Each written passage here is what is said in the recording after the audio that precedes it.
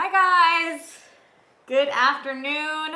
Sorry we're running a little behind schedule here. That's the great part and not great part about doing this out of your own place on your own time. I still have to answer to some of my other bosses, so I'm running a little late today, but better late than ever, and I still want to talk Oscars with you guys. It's been almost 24 hours since the Oscars started, and since I streamed live yesterday. You guys know I told you I'm obsessed with award shows. I love the Oscars, and yeah, there's so much to break down.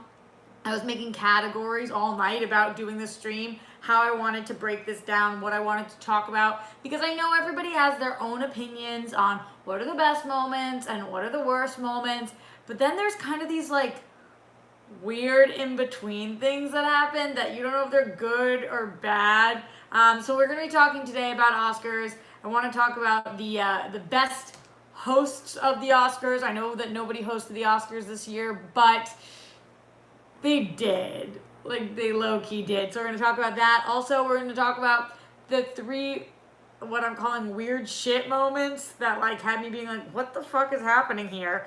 The worst moments and the best moments. And whatever else you guys want to talk about, we'll definitely get into all of that. Don't forget, if you're here right now, to thumbs up this video. Subscribe if you haven't already. We went from 19.3 to 19.4, so we're just trucking along, guys, trying to get to 20,000 subscribers.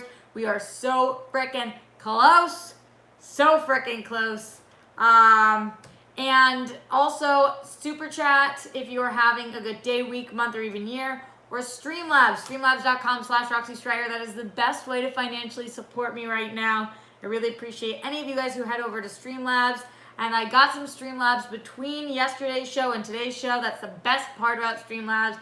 Well, the best part is that you guys are able to help me financially, which I really fucking appreciate. But one of the other great parts is that you can do it even if you're not watching the show live. I know a lot of you guys catch this after the fact because based on where you live, I'm either streaming while you work, or you're busy, or you're seeing a movie, or whatever. You've got plans. So if you're watching this after the fact, you can still join the Streamlabs afterwards. It's really easy. You set it up with PayPal. So shout out to Glenn Caesar, the most generous person on the planet. He was the first Streamlabs of today for $50. Glenn's the shit. He said, hey Roxy, happy Monday. Looking forward to hearing your post-Oscars thoughts and best/worst of the night. Also, maybe we can get a building Legos with Roxy soon. Love you, Roxy, aka GPS, aka Misdirection, aka Harley Quinn, LOL, hashtag Rockstars, hashtag Rockstars Band. Yes, I do have Legos that I want to play with you guys, so we will do that probably this week. And I'm excited to give the best and the worst also. Thank you so much, Glenn. You rock. To Lloyd Nance, who was our very first super chatter ever, who was in here in the Streamlabs. Thank you so much for your support. He didn't say anything. He just wanted to support, which I appreciate. Paul Denuzio in the Streamlabs. Sorry I couldn't be there live. I'm watched later. Good luck. Thanks, Paul. You rock. Nappyhead in the Streamlabs, streamlabs.com/Roxy Striar. Would we be able to see the moment poor Kevin hears Lil Head explode when he saw Eminem's performance? Poor Kevin hears Lil Head. Who's Kevin hears? I don't know who that is. But we're definitely going to be talking about that Eminem moment because you guys know. I mean, how many of you guys, when you saw what was happening with Eminem, thought back to me in the Collider Live days and every time I listened to Eminem? So for anybody who didn't watch Collider Live, I will tell you guys that everybody knew if I was in an angry mood that morning or like an aggressive mood, it was because I listened to Eminem that morning. I fucking love Eminem. I've said it once, I've said it twice, I'll say it 1,000 times. He is the best living rapper alive. I love him. There's just something about his music, guys. There's something fucking about it. And when he came on stage, I mean, we're going to talk about Eminem, but to all my Collider Live fans out there, Darina tweeted at me saying, you okay, Roxy? Like, all that stuff. So much good shit. So much good shit to talk about with the Oscars. Just overall thoughts to give you guys my general opinion. I know I've told you that I love award shows. So I'm not the right person to talk to or listen to if you want somebody to bash on the award show. I'm actually not the right person to listen to or talk to if you want me to bash on anything. I don't tend to be a basher. It's just not really in my nature. I'm a lover of love, shipper of ships, and I like things, and I don't really like to spend too much time harping on things that I don't like or talking about things that I don't like. I do it sometimes because it is part of the job, and I'm not going to lie to you guys about my opinion, but instead of spending time shitting on something I didn't like, I just spend a lot more time talking about things I did like. So if you are looking at the Oscars with a very critical lens and you're wanting somebody to do the same, I might not be the right person. If you're somebody who loves award shows and just wants to talk about the fun parts of it and the parts that were kind of like, huh? Then I am the right person. So last night, this award show I thought actually happened to be really, really strong. There were issues, yes. Do I think that award shows should have a host? Yes. Now, again, I am in this space and I work at least part-time as a host. So it's hard for somebody who works as a host to see a project that used to have a host and say anything other than, no, that doesn't need a host. Like, obviously, I think that hosts improve things. That's why they exist.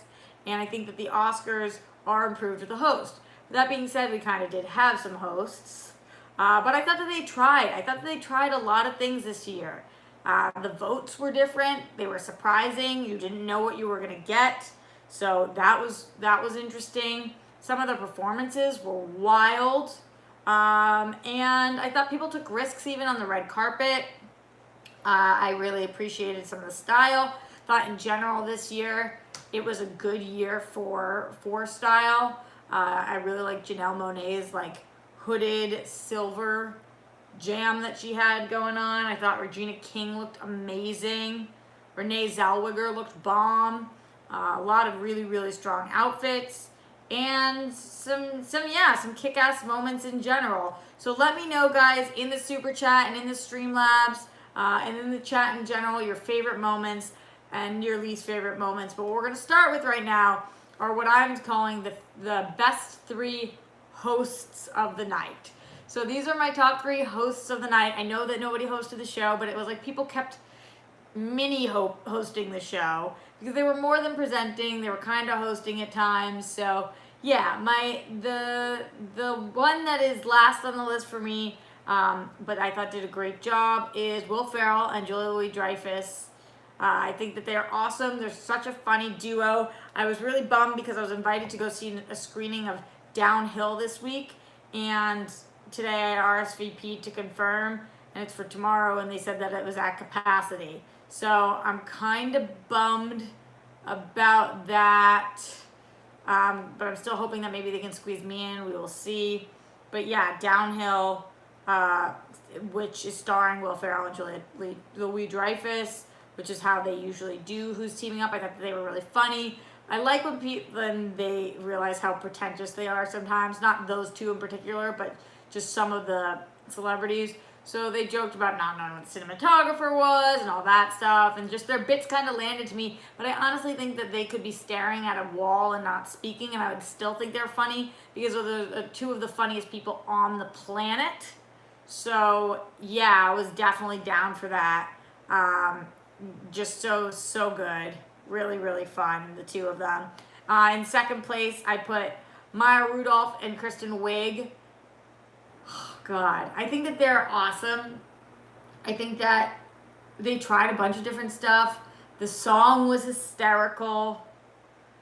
There's an entire girl gang crew that I just would love to be a part of one day. And it seems like it's like all the people from Bridesmaid, plus Tina Fey and Amy Poehler, like this funny women's club that they just are fucking awesome, and I'm all about them. And yeah, this was great. This is great.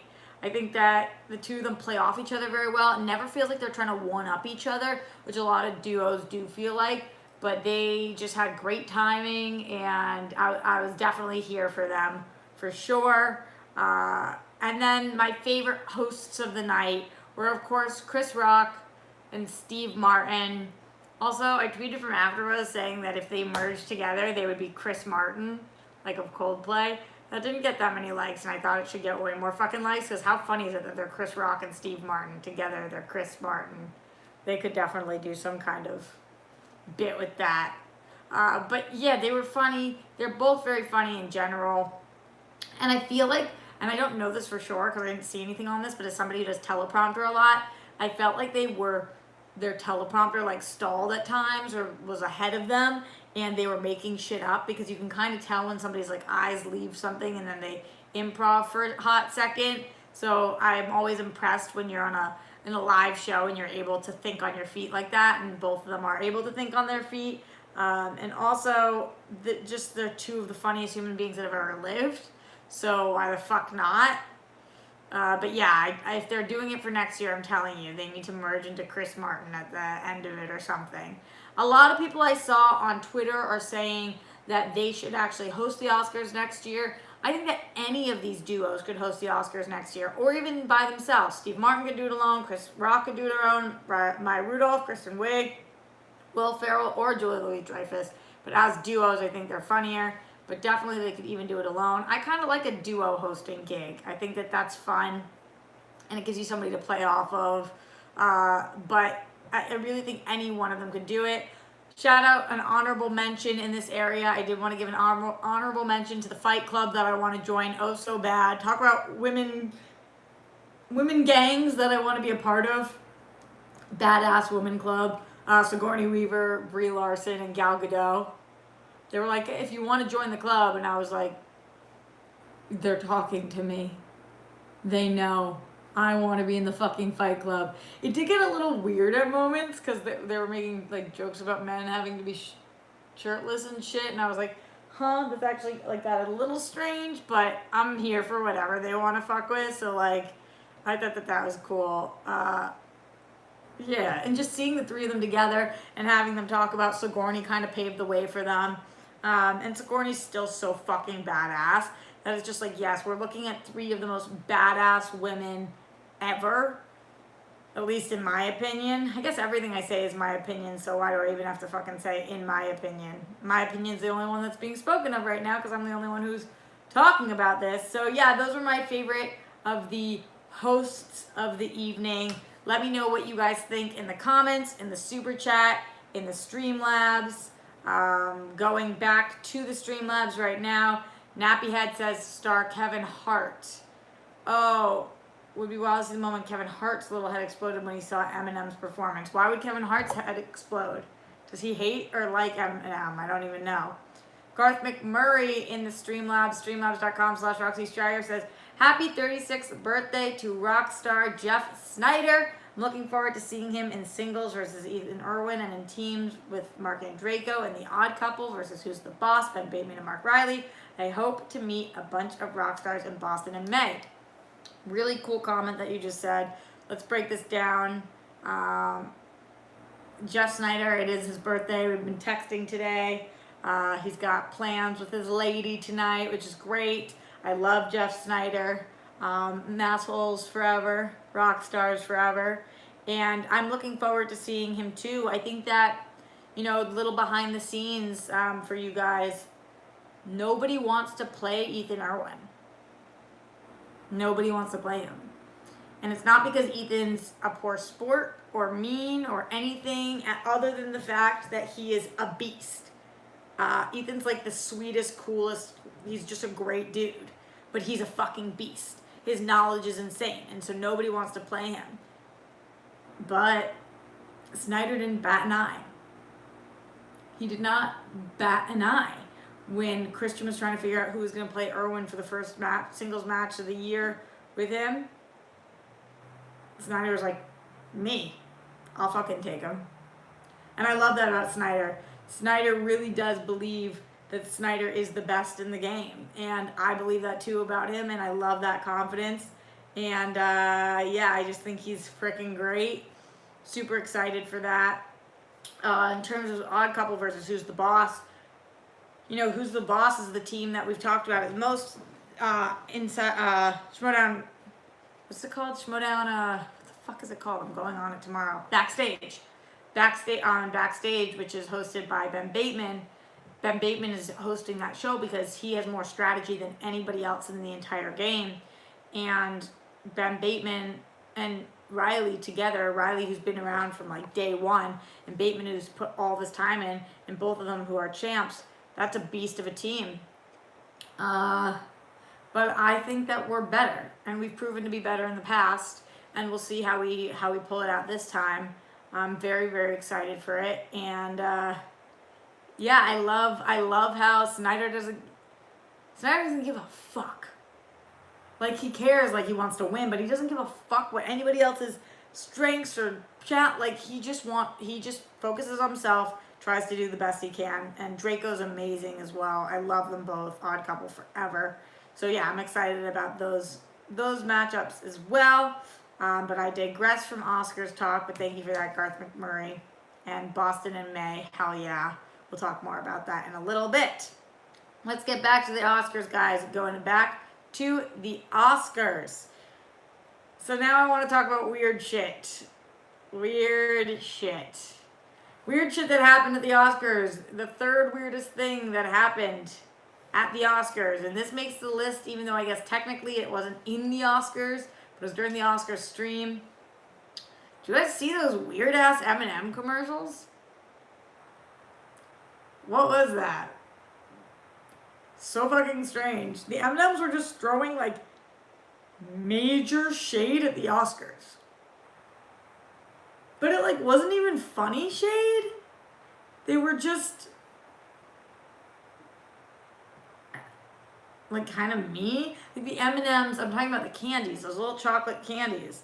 They were, like, mad at the Oscars. It was so weird. It was so strange. Some of the commercials during this were like, what the flying fuck? Just truly, truly bizarre. I really don't know what to make of it. So that was the third weirdest moment, where all of those commercials. Check them out if you haven't seen them. It's just bizarre. In the second weirdest moment of the Oscars,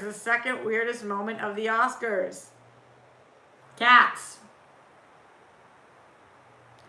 Did you ever think I would say that cats were at the Oscars? That was hysterical and weird. Rebel Wilson and James Corden doing their cats thing. I saw this article today on Deadline that came out, and it says, Oscars Visual Effects Society picks a cat fight over James Corden and Rebel Wilson's VFX insult. I haven't read the article yet, but I thought we could take a look together. It says the Visual Effects Society is hissing back at the Academy Awards a day after Cats costumed presenters James Corden and Rebel Wilson made an impertinent, pun intended, impertinent remark that seemed to link that film's tanking to its VFX. Before reading the nominees for Best Visual Effects, the duo said, trading lines, as cast members of the motion picture Cats, nobody more than us understands the importance of good visual effects. There's a lot of laugh and applause, and I even laughed at home listening to that, by the way, guys. It was kind of funny. But the Visual Effects Society wasn't laughing, saying in a statement that read in part, best visual effects in the world will not compensate for a story told badly. Woo! Cats, of course, was among the year's biggest flea bombs, opening to an itchy 6.6 million domestically. Reviews were catty at best and catastrophic at worst. This is a funny article with all the cat puns. On a night that is all about honoring the work of talented artists, it is immensely disappointing that the Academy made visual effects the butt of a joke, Vest said today, and Vest being Visual Effects Society. It demanded the global community of expert VFX practitioners doing outstanding, challenging, and visually stunning work to achieve the filmmaker's vision. Then this article goes on to say legit, but perhaps the Academy was clawing back over a crack that host Patton Oswalt made at the Universal's film's expense during the VSS Awards last month. Quote, the Star Wars franchise ended with 50 years, and after one screening, so did the Cats franchise, he said to No Laughs. Quote, isn't that amazing? Were you guys on strike when they made that one, what was going on there. That movie was a screensaver designed to not give me a boner. Brutal. The article goes on again, if you guys want to see it. Eric Peterson wrote it for Deadline. I did think that the joke was funny. I can't lie. I did. But I get why people could be offended by it. Like, it sucks when you put all this work and all of your time and all your effort into something. And I agree. I don't think any VFX in the entire planet could have helped the Cats movie. Because it wasn't just about that. There were so many other things. I mean, it was not a great part of the movie, but there's so many issues with the movie across the board that I really don't think that that would have saved it. But then them saying that seems like petty back. Ugh. Just in general, just a little, was a little much. So I put it in the weird category because it was kind of good, kind of bad, kind of mixed. Number 1 on the weird shit list. Weird shit. That shit is weird. That shit is weird. When Beanie Feldstein introduced Mindy Kaling. So the Oscars did this a few times during the show last night. And this was the weirdest one. Other ones were strange, but to me, this was the weirdest one. Beanie Feldstein is like an up-and-coming star. She's awesome. She's about to be playing Monica Lewinsky, and, you know, from Booksmart, and she's badass. Jonah Hill's sister. I remember people were surprised by that. And instead of having her introduce an award, they had her introduce Mindy Kaling. And then Mindy Kaling introduced the award. But then it got even weirder because then Mindy Kaling introduced a second award. So Beanie introduced Mindy. Mindy introduced one award, and then Mindy introduced 2 awards. Huh? Like, either have Beanie and Mindy introduce 2 awards, or have Beanie introduce 1 award and Mindy introduce 1 award. Like, you're not saving time, so what are you doing? And they did this with Lin-Manuel Miranda as well. They had somebody introduce him, and it's just strange when you ask one famous person to introduce another famous person. Like, what? Weird. You have the famous person introduce the award, or have the famous person introduce the in memoriam, or introduce the acts, or introduce the fine. But like, one person introducing another person to introduce the award, so fucking weird. It was so weird. I felt kind of bad for Beanie Feldstein too, because it's like saying, honey, you're a star, but you're not that big a star. Introduce Mindy. So that Mindy can introduce 2 awards. Yeah, just weird. That was my weirdest moment of the night, where I was kind of like, who made that choice? Who fucking made that choice? What a weird decision. And is it the strangest thing that's ever happened at the Oscars? No, obviously not. But just such a fucking bizarre choice that they made. And I don't know why. Like, they just as easily could have not. And again, if it was about saving time, you didn't save any time. Because she had to come out to introduce somebody who then introduced 2 awards. Weird. Alright, so those were my 3 biggest weird shit moments of the Oscars. So we went over best hosts and weird shit moments. So you guys put yours in the comments below if you're watching this after the fact. If you're watching live now, don't forget to super chat or Streamlabs, streamlabs.com/Roxy Striar. That is the best way to financially support me right now. Going to streamlabs.com/Roxy Striar. Really appreciate it. Also, shout out to Moosty, Moostak_reviews in the super chat right now, who says, how you doing, my friend? I'm doing okay. Thank you for asking. I appreciate it, and I appreciate you guys. Also, shout out to my amazing moderator, Jake Yacovetta, who's in here holding it down right now. You frickin' rock. Really appreciate it. Matthew Gold, also in here holding it down. Paul Denuzio was here, stopped by. So thank you to my mods who are joining us on this lovely Monday afternoon, early evening, depends where you are, I guess. Possibly even the day before or the next day, depending on where in the world you are. And to all of you guys for joining me, you're all holding it down. So again, like this video if you're here watching live or after the fact. We currently have 74 thumbs up, 117 people watching live right now, and subscribe. Also tell a friend. Let's grow the Rockstars band. That is the whole point. Thank you. Streamlabs.com/Roxy Striar. Okay, getting into more Oscars stuff, guys. More Oscars stuff.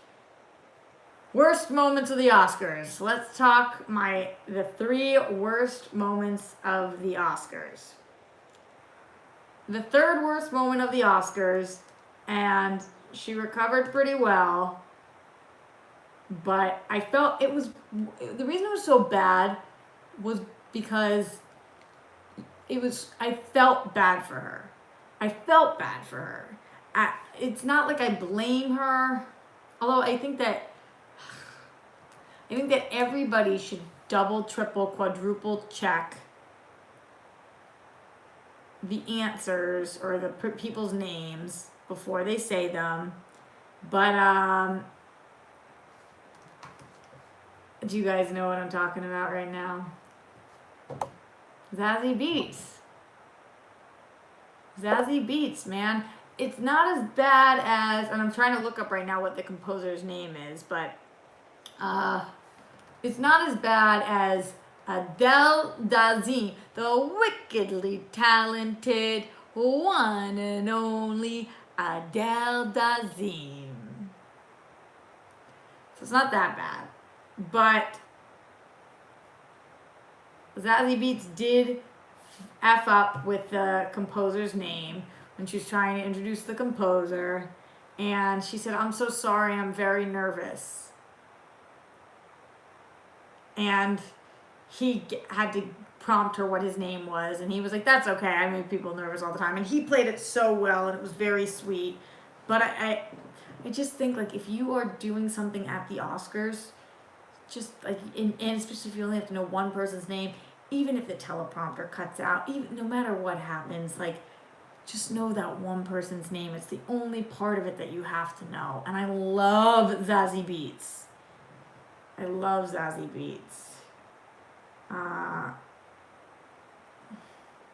I also like that we called out who called out? Was it Lin-Manuel Miranda who called out Travolta for not knowing Adele Dazeem Idina Menzel?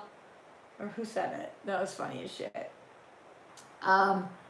Yeah, so I'm surprised a lot of you guys are saying you didn't see that part. Oh, it was Josh Gad. I don't remember. It was Zazie Beetz doing whoever was the composer. Who remembers that? Who remembers what I'm talking about last night when Zazie Beetz butchered the composer's name? She couldn't think of it. Send bunnies. Send bunnies if you saw that part or remember it last night. It was towards the end of the Oscars. But I just sat there and I was like, cringy, brutal. Jonathan Donzel sending bunnies. Roman Natali sending bunnies. Colin Murr, bunnies. Yeah. Brutal. Alright, the second to worst moment of the Oscars. This is a weird thing to phrase too. Was the in memoriam. And not because not everybody there deserved to be there. They all absolutely did. But the people that were left out of the in memoriam, like Luke Perry was not in the in memoriam. Or Cameron Boyce. And Cameron Boyce, the thing is, I don't really understand how they decide. Because they say that it's like a list of criteria, and then maybe like Cameron Boyce hasn't been around long enough, but still he's not going to have the opportunity to be around long enough. And I just feel like his family and friends deserve that moment. But with Luke Perry, like, how the flying fuck did you guys not put Luke Perry in there? To both of them, to me. I mean, I just don't really understand. And I was reading articles today about how the decision was made, or why the decision was made, or uh, just so many thoughts, just trying to figure out, like, and justify the Academy for, like, I really don't know. But yeah, they're like, we need to cut people based on time, and it's like, would anybody mind being there for 4 seconds longer for those people to be honored? BuzzFeed did an article, so did MSNBC, and so did Hollywood Life. A lot of people, but Luke Perry and Cameron Boyce were left out of the Oscars in memoriam segment. This says that several beloved actors were left out of the segment, leaving people offended and confused. A lot of different online people talking about it, that they were pissed off. It would have been nice if he acknowledged, just like if any of them were acknowledged, people were saying. Yeah. I just don't really understand. When asked about the star's exclusion, a spokesperson for the Academy said it receives, quote, hundreds of requests to include loved ones and industry colleagues in the Oscars in memoriam segment. An executive committee representing every branch considers the list and makes selections for the telecast based on limited available time, the spokesperson said. Seriously? So, like, their whole lives and careers, which they've dedicated to all of us, their fans and loved ones and followers, it all comes down to, do we have time to broadcast them for 2 more seconds? We couldn't cut another bit. We couldn't cut Beanie Feldstein fucking introducing Mindy Kaling. That doesn't make any fucking sense. Ugh. I didn't even see Orson Bean was not there. Sid Haig. Ugh. Just sad, frustrating. Sean Cal 26 in the super chat right now says the in memoriam was terrible. I cringed. Sad. I feel you on that. It's not that it was terrible. I still think it's great that they honored other people, and, you know, Kobe, a lot of people were mentioning last night, which they should, and I was happy to see, but, like, there's so many people who have given their lives, and Luke Perry, that one was really, really sad that they didn't include him. That fucking sucks. And it's not right. And then the thing that I put as the number one worst moment, not that it's worse than the Luke Perry, Cameron Boyce, people being left out of in memoriams, but I kind of use worst as, like, the thing that made me cringe the most. And the one I have to say here is Renee Zellweger's fucking speech. What was that? What was that speech? I wonder if anybody has it transcribed. I would like to give it. Renee Zellweger Oscar speech. Please let this on the internet be transcribed. Zellweger entire Oscar speech. Let's see. Please, somebody have transcribed this. I'll be so happy if they do. Okay. Let's see, is this right? Thank you. I think this is it. Okay. Vulture did an article on this, and then it kind of does translations. Please let this be accurate, please. Thank you to the Academy. Thank you for inviting me here alongside one of the most special collaborations and meaningful experiences of my life. So that's good so far. I've said it before. I'm going to say it again. Cynthia, Scarlett, Charlize, Saoirse, I have to say, boy, it was an honor to be considered in your company.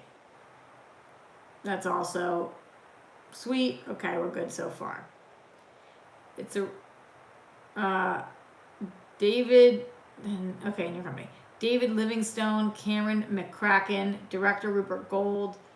Boy, it was a privilege to work with you. I feel so proud to be in your beautiful movie. Okay, so far okay.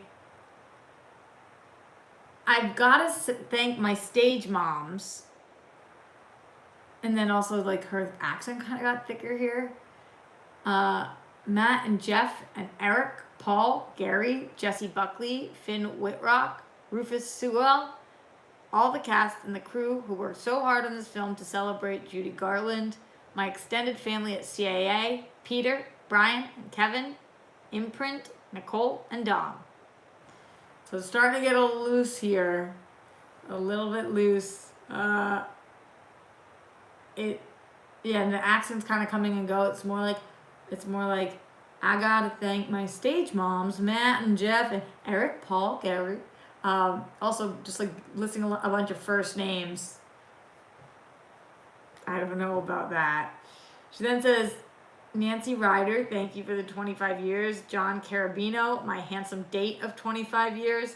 Thank you for always dreaming bigger than I would dare and for bringing it back to the work and joy and gratitude. Okay, here's my favorite line so far. My immigrant folks who came here with nothing but each other and a belief in the American dream. How about this? Okay, we have to pause here. Because my immigrant folk,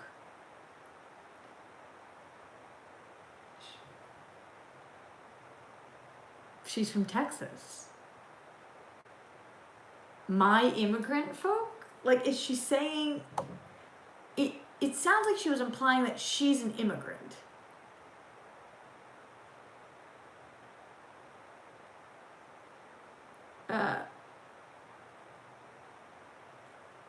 I'm pretty sure she was born in Texas. I mean, let's look. Renee Zellweger.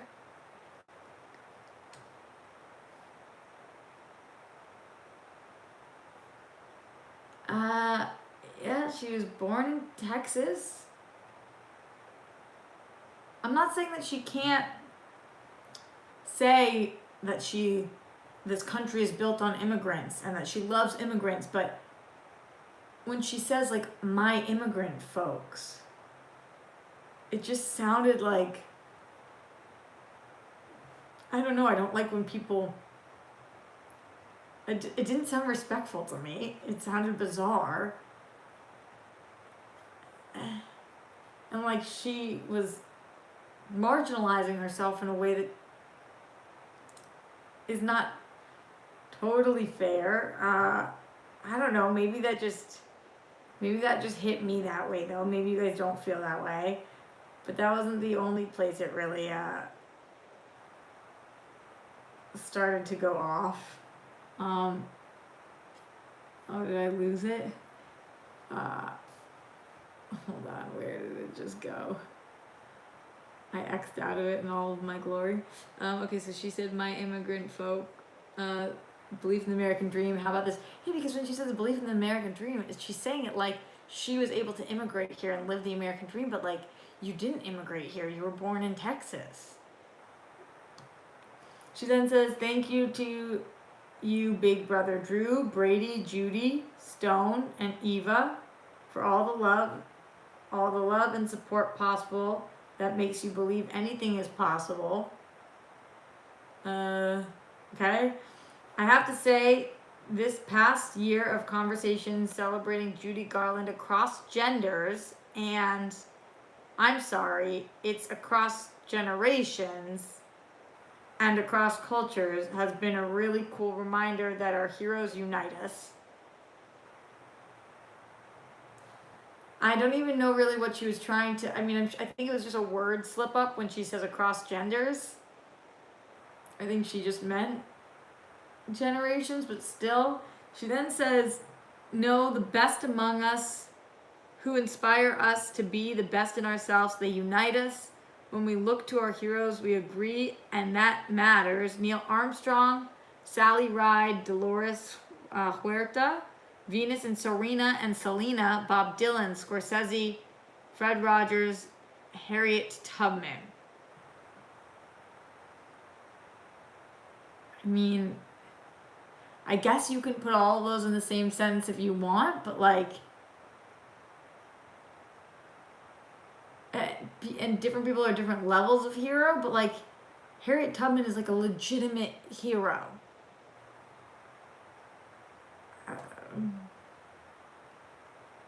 Yeah, okay. I mean, yeah, okay. If you want. We agree on our teachers and we agree on our congressmen. Who agrees? This country is like incredibly divided. And women in uniform who serve. We agree on our first responders and firefighters. When we celebrate our heroes, we're reminded of who we are as one people united.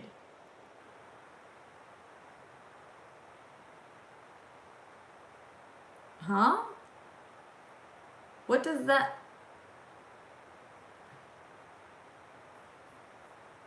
Huh? Okay. No. Judy Garland did not receive this honor in her time. I am certain that the moment is an extension of celebration of her legacy that began on our film set. It's also representative of the fact that her legacy of unique exceptionalism and inclusivity and generosity of spirit, it transcends any one artistic achievement. I get that. Miss Garland, you are certainly among the heroes who unite and define us. And this is certainly for you. I'm so grateful. Thank you so much, everybody. Good night. Thank you. It just, the whole thing was like, just not a good moment. I love Renee Zellweger. I obviously am a big Chicago fan. I am Roxy. I love Renee Zellweger. I think she's a ridiculously talented actress. I think she should have won for Judy. Her performance was incredible. I just wish this was like a tag team situation where you could elect somebody else to give your speech. Judy Garland is amazing as well. I just like this speech, man. This speech. Just not my favorite. So that was the worst moment of the night for me. What about you guys? What was your worst moment of the night?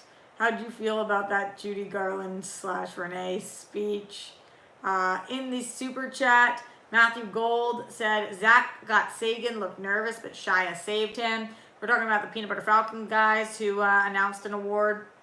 I think Zach got Sagan did a great job. I was really happy to see him up there. And Shia did a great job too. That was really cool. And I was glad to see them both. And I think that a lot of the people who were like surrounding awards were people who deserve to be nominated for awards. Like, if you think about how hard it was or how hard it looked for Zach got Sagan to even just do that, and then you think about the performance that he turned out in Peanut Butter Falcon, it's just so incredible. And same thing with like with Janelle Monáe's opening thing, where like we've got to see like things from Dolomite Is My Name, and a lot of things that like should be nominated, not just there in spirit. But yeah, I thought that this was a great way to at least get Shia and Zach got Sagan involved. Shia, who's one of the most talented people on the planet right now. I have a script I would love him to read. I love Shia. Shia for the win. Yeah, and don't forget, guys, streamlabs.com/Roxy Striar. That's the best way to tell me right now how you're feeling. Also, in the super chat, you guys can leave your comments there. Going over to the Streamlabs, again, streamlabs.com/Roxy Striar. Glenn Caesar says, hey, Roxy, Renee's parents or grandparents, can't remember which, are both immigrants, I believe. Also, Matthew Gold super chat. Zach got Sagan looked nervous, but Shia saved him. Yeah, I read that super chat. But thank you for saying that, Glenn. And Renee's parents and grandparents, totally, and I get that. And I, by the way, like this, I hope I'm not being misinterpreted here. I think our country would not be where it is without immigrants. You know, my brother's wife is an immigrant, and I don't want to just start naming people I'm close to that are immigrants, because that's like a thing people do when that's a weird fucking thing to do. But I believe that how we handle and how we've dealt with immigration is so ass backwards and so fucked up. And watching Hassan Minaj's Patriot Act like really clarified a lot of things for me, what's happening at the border and everything. It's just so fucked up. So this has nothing to do with me not hoping that she didn't shout out immigrants and immigration. I just don't like when people take ownership over something that they're not. It would, I don't know, like, I can't even think of what it would be similar to. I can't even think of an analogy because there's not that many, but you just can't claim to be something you're not. And her family are, sure, if they're immigrants, but she is not. So she can't say, like, anybody can do this, immigrants, this one's for you. You were born in Texas, so you were able to do that. Like, just like a strange, strange.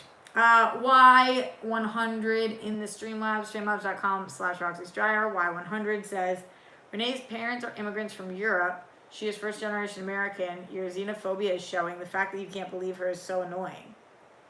My xenophobia is showing. First of all, that is a fucking wild accusation, and I hope you wouldn't Streamlab and support somebody you actually believed was xenophobic. That's so fucked up that you would just say that, and not true about me in the least. Like, not in the least. I don't want to be somebody who thou dost protest too much, because then I think that I look like I have something to hide, and I don't, but we would not be anywhere without immigration and immigrants. That's like such a fucked up thing to say.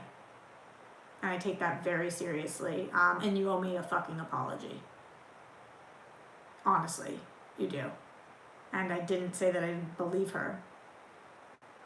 She said something that I didn't think was accurate about herself. She did not say, my parents are from wherever they are from in Europe, and I've seen how hard it is to get ahead as an immigrant in this town, and this one is for the immigrants out there. She made it seem like she was an immigrant, so you owe me a fucking apology. And if you don't want to give me one, then that's fine, but just know that it's owed to me from you. I don't take that shit smallly. And if you're going to throw out accusations about somebody being xenophobic, racist, sexist, homophobic, anything like that, prejudice of any sort, then you better have something to fucking back it up, because this country and this planet is way too okay throwing words like that around. And that's not me. And again, I can't believe you would want to financially support somebody who you believed that was true about. So, not fucking cool. I guess transitioning back into the Oscars, even though I'm really fucking pissed off at that person right now. Transitioning back into the Oscars, best moments, good. I'm glad we're talking about best moments now, because we need something lighter after that person came in here and attacked me, or said that. Great things that happened last night, because there were such incredible moments. And the one that came in third place for me of the amazing moments is Bong Joon-ho, just in general. And I guess that's not a moment, but you can just tell how genuinely and earnestly, when he speaks, just how he feels proud and happy and grateful to be here. Here isn't on the stage of the Oscars. Here isn't amongst some of his biggest idols, like he counted Scorsese and Tarantino. Just so many great moments for him, and for him to get on stage multiple times. I just picture like being him and feeling like growing up and not knowing that you would ever be able to have the chance to do this, and then having your movie be the movie of the Oscars. It's so amazing for him, and just like, that's the dream. That's the American dream, if we're gonna call something that. Like, and he just seems like a great guy, and I love that he called out Scorsese and loving his stuff, and I love that he thanked Tarantino for always repping his projects. And I just thought that he was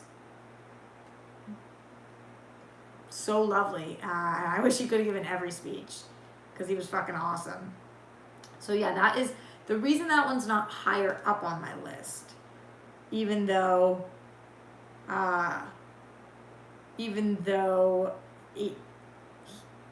It's high on my list. It's top 3 moments because it was so beautiful. It's not higher because you guys know Parasite was not my favorite movie of the year.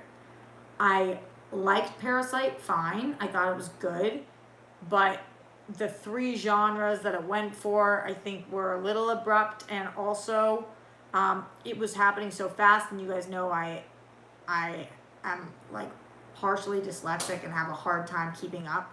And I saw it in theaters, so I wasn't able to pause along. So I felt like I was missing a lot of stuff, which is why it's not completely fair. But I thought that the movie was very good. I just didn't think that it was great on the level that 1917 was great, where I thought that that movie was like mind-blowingly incredible. But I was so happy for Bong Joon-ho because of what it represents. So that's why it's 3rd on the list. 2nd on the list was Cynthia Erivo's performance.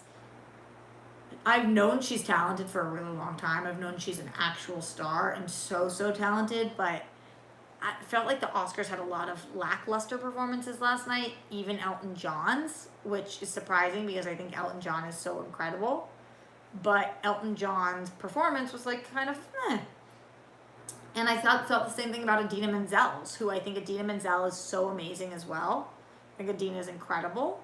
But I thought that the actual performance was okay. Not of her, but just the way that everything was set up.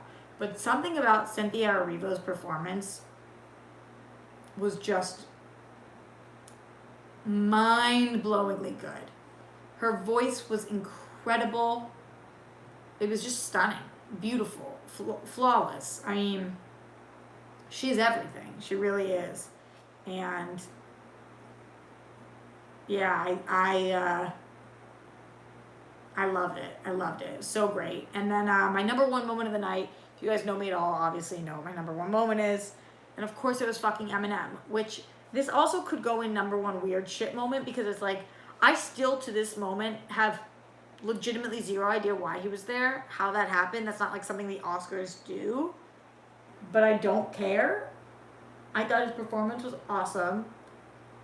I think that song is amazing. I think the fact that it was so out of left field, and then the exact moment that's my favorite moment of the entire show was Gal Gadot singing along to Lose Yourself. Like, Wonder Woman singing along to Eminem, Wonder Woman and Slim Shady. I mean, how the fuck do you top that? Like, that might be one of the best moments in Oscars history. Just, that was everything. That was fucking everything. I love that so much. It's just so good. I'm completely obsessed. So yeah, that was my number 1 moment of the night. The best one. Shout out to NFL Caleb 22 in the super chat right now. Also to Sean Cow 26 who says the Frozen song, all the Elsa's, damn fun stuff. I didn't see Frozen 2, so that might be part of why I felt that way. But I thought it was okay. It was an okay performance. That's how I felt. Even though Idina Menzel is like one of the best of all time. And it was cool to hear all the different languages. Also going back to the Streamlabs, streamlabs.com/Roxy Striar. Get those in before we head out of here today, guys. Garth McMurray says, Renee wasn't saying she was an immigrant. She said my immigrant folks, referring to her folks, her parents. Like if I said my folks were raised in the Congo, talking about my parents, she wasn't trying to imply that she's an immigrant herself. I see what you're saying, Garth. You're saying she was saying my immigrant folks, like my folks that are immigrants. It didn't sound to you like all of my immigrant folks out there? Because that's what it sounded like to me. But then maybe she didn't mean it like that. And then I wish she had just been a little more clear. Because then she says, like, American Dream, you can do it. But she's talking to her parents? It's a little confusing to me. Again, I love Renee Zellweger. I just thought that the speech was like, what the flying fuck is happening? Okay, 100 is back, guys. Although before it was Y100, this one's just 100, so I don't know if it's the same person. 100 says, so with your logic, you can't say anything about your grandparents' plight in the Holocaust and all that if you think Renee can't use her ancestors for being immigrants and it doesn't apply to her own ancestors' plight. It has nothing to do with you. No, I just think you need to clarify.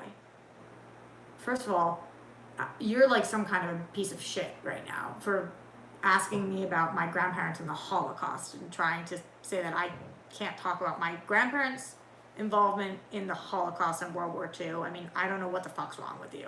Like, seriously, go look in the mirror, because something's wrong with you, if that's really what you're trying to say here. Like, what the fuck? Second of all, I would never be like, in a speech, so for all of my Holocaust folks, I mean, like, is that what you're trying to reference? What the fuck? And if she had said, I guess I could be misinterpreting the word folks here. It sounded like she meant people, not my parents. But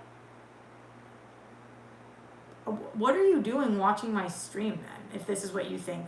If you want to throw the Holocaust in my face, and let me guess, you're not a fucking Jew. So it's not a really good thing to throw around now, is it?